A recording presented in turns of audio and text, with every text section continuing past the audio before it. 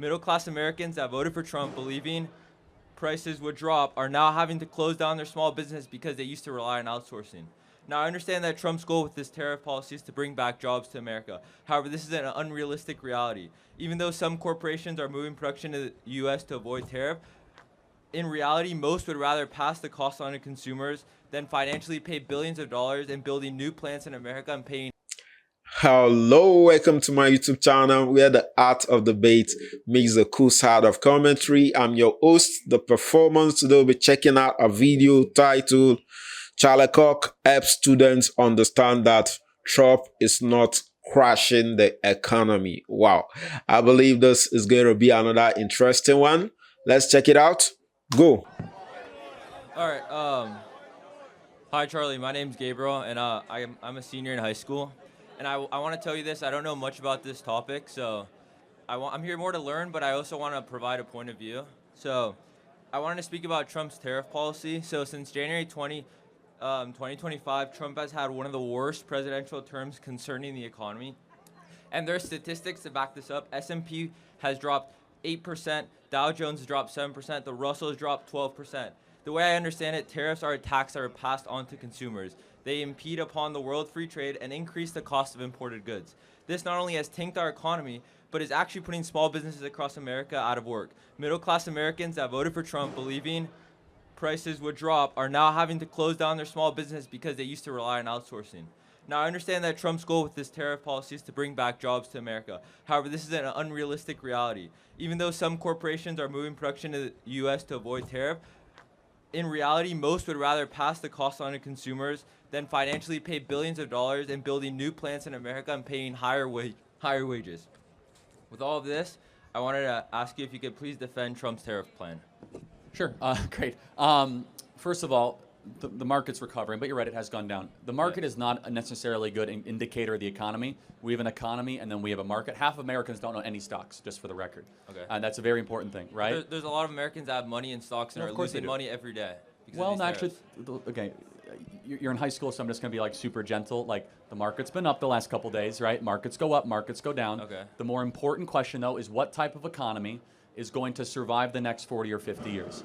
When we do not make our own vitamin C, we don't make our own antibiotics, we don't make our own drone parts, and it's all made in China, we should try to re-domicile it. It's tempting to blame this all on tariffs, but there's actually no tariffs that are in place right now. You know that, right? There's still a 10% baseline tariff, and even though there's a 90-day pause, they're going to come back. That's the reality. You know that better than I do, right? Yeah. Well, I know that. That's a fact. Oh, yeah, sure. Okay. There's a 90-day pause on Okay, tariffs. so again, I'm trying to be super, like, you're in high school, it's fine. You know Trump's talking to South Korea and Japan and Vietnam. Okay. We're going to get massive deals with India, and we're going to fix the trade imbalances. And here's the core of it. Can we at least agree that Trump ran on the idea of tariffs? He did. And people voted for it? Yes. Should elected leaders do what people vote for them to do? Yes, but Okay. but I agree that he's doing what he said he would do. What I'm asking you is how can you defend what he's doing? What would you say to the middle class American that has a small business that now has to shut down their business because they used to outsource to China and now they can't pay due to the high tariffs? That's my question. They were outsourcing to China?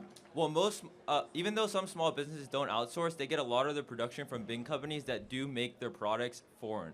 And so now that those prices are being jacked up and small businesses are running out of customers because they're having to pass the cost on to the consumer. I see no evidence of that happening, and I believe, first of all... what is the definition of a tariff? Well, the tariff is a duty on an imported product. How do you avoid a tariff? You move to the U.S. Yeah, exactly. So wait, hold on a second. Are most companies moving to the U.S.? Actually, yes. You know there's over $6 trillion in investments announced in the last 2 weeks in the United States of America? Yeah. $6 trillion. But what happens in the U.S.? You get higher wages. Where does that cost go? Businesses aren't going to just pay that cost. They pass that cost on to the consumers. Toyota, Honda, Stellantis, NVIDIA did a $500 billion investment. Yeah, Oracle, NVIDIA is down data like centers. 20% in the last 3 months. Right, again, so I'm going to try to be very gentle with this. Stock prices are not always a reflection of reality. That is an inflection of investors' skittishness, right? So if NVIDIA is down 20%, they might have been hyperinflated a couple months ago. Yeah. Let me just kind of close with this. Do we both agree we should make more stuff in America? I agree in certain cases, yes.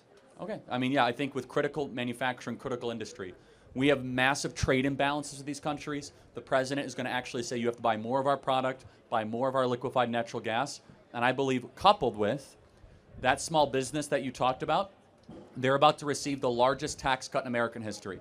No tax on tips, no tax on overtime, no tax on Social Security, and a massive middle-class tax. But if we can produce goods foreignly for less money, why are we moving it back to the U.S.? And my other point is, because less money is not the most important by thing. moving it back to the U.S., what are you making more factory jobs? We're moving into a Yes. time where tariffs are behind us. Factory jobs are behind us. Wrong. Soon AI is going to take over these factory jobs. And this is where you're totally wrong, man. We have 11 million manufacturing jobs that we need to fill in the next 5 years that don't require college degrees. Advanced manufacturing jobs, highly precise. Who's going to build all the robots? Who's going to build the drones? There's insane amount of hardware infrastructure that needs to happen. Factory jobs are not behind us. In fact, we have more hardware needs now in 2025 than we even had in 1985. So thank you for your time. Appreciate it. Thank you. Wow, what an interesting debate. We can tell the kid asks a very interesting question. Why is Trump crashing the economy?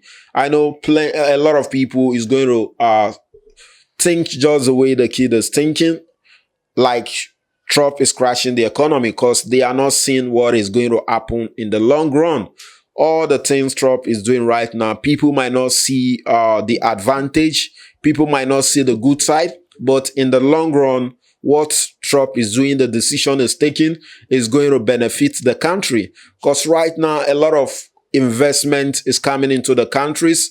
And since the increase in tariff is going to affect a lot of businesses, Trump has also tried to reduce tax, like no tax on tip, and just to motivate people, to encourage them to be able to work hard.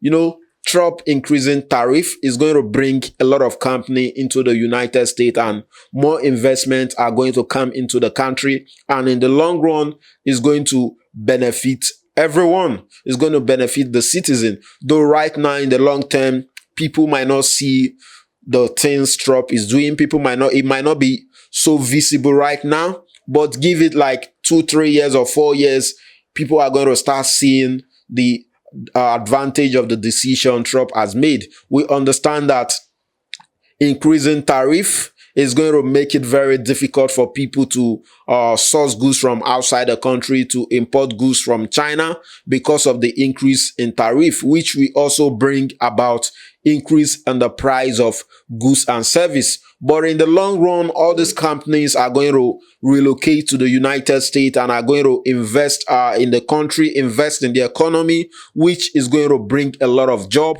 It's going to bring a lot of job, and it will make the living condition better for everyone. And it's another opportunity for those that are manufacturers in America. This is an opportunity for them to also, employ more people and be able to sell goods made in America, which I think Trump is moving the country in the right direction. And about the market, Charlie Kick have explained that the way the market is moving doesn't necessarily depend on the economy, because you see the market goes up and it comes down. So you can't base the way the market is moving on telling if the economy is moving or the economy is not moving.